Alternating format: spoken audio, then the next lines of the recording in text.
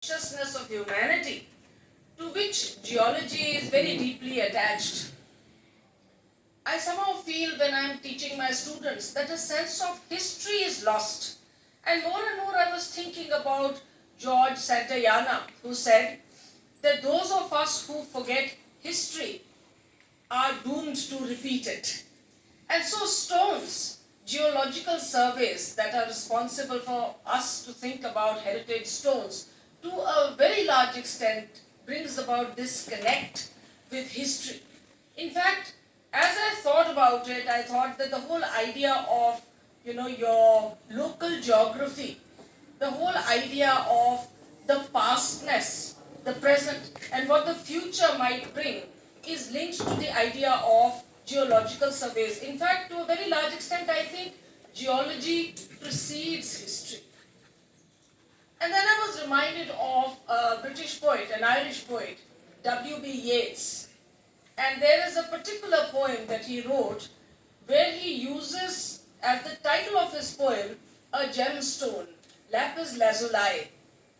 This is about 3 Chinamen that are carved in the stone Lapiz lazuli who are ascending a mountain slope and going uphill. Interestingly, this poem is written in 1938. For us literature people, it is very important when precisely a particular literary text is written, because 1938 is the moment before the beginning of the Second World War. When Europe is at the brink of war, W.B. Yeats celebrates permanence through stones like Lapis lazuli. Lapis actually stands for, longevity. Lapis stands for looking towards the heavens and opening your heart. So there was this desire to bring about some kind of upliftment and ennobling sentiment, which was very important in the chaos and the destruction that Yeats was seeing all around him. And the interesting thing about literature is, and about great tragedy also, which is immortalized through this stone, Lapis lazuli, is that even as we speak about destruction, or we are speaking about the deaths of great heroes, if some of you have read Shakespeare, you would know about the tragedy of King Lear, or if you have heard about the Greek playwright Sophocles, then King Oedipus also, dies in the end. But in spite of reading about death, and in spite of these cracked structures, in fact, Yeats speaks about, and if I can remember the lines correctly in the poem, he says, every discoloration of the stone and every crack or dent tells the story of civilization. And within this destruction, these cracks and this discoloration of stone, there is a certain kind of upliftment also. That sentiment also arises. So when you read great tragedy, it's not about the death of great men. It is also about a rebirth of the idea that life will go on. Rather like the legendary bird, the phoenix, which arises very often out of its own ashes. So I started thinking about why Yeats was using the name of a stone, Lapis lazuli, for the title of his poem. And I thought, my mind led me towards thinking about great Greek and Roman buildings and monuments. And I thought that there was a reason why certain stone is always used. For example, there is this pentalite marble that is used in the Acropolis in Greek and even in the Roman Forum.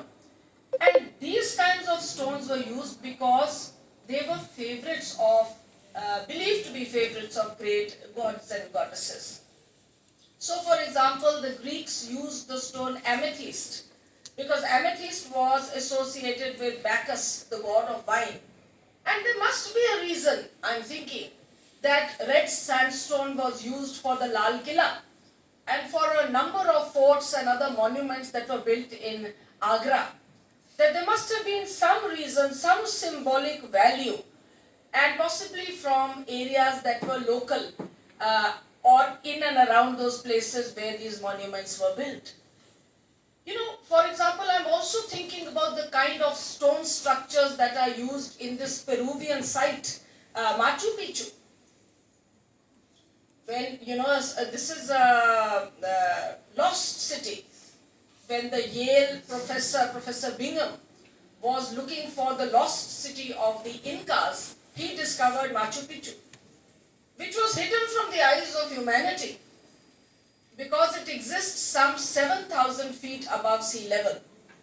And what is really amazing about this lost city is that there are hundreds of staircases over there, all made up of separate slabs of stone. So one wonders that when there was not even any kind of technological development that existed at that time, how on earth did these people manage to transport those kinds of stones, keeping in mind all the time, the astronomical predictions, climate and weather change, and that those stones survive to this day. And literature is so fascinating because when you think about stone and you think about endurance, you think about tradition and permanence, which stone symbolizes, then the stone also symbolizes equally the contrary of that. For instance, human mortality, that we are all going to tumble. When I visited the British Museum, I saw pieces of the Parthenon, the Greek structure, which Lord Elgin stole from Greece and placed in England, and now they are called the Elgin marbles, and they are found in the British Museum. And I'm thinking about the great tradition that the Parthenon symbolizes, which was at one point of time, occupied by the Turks.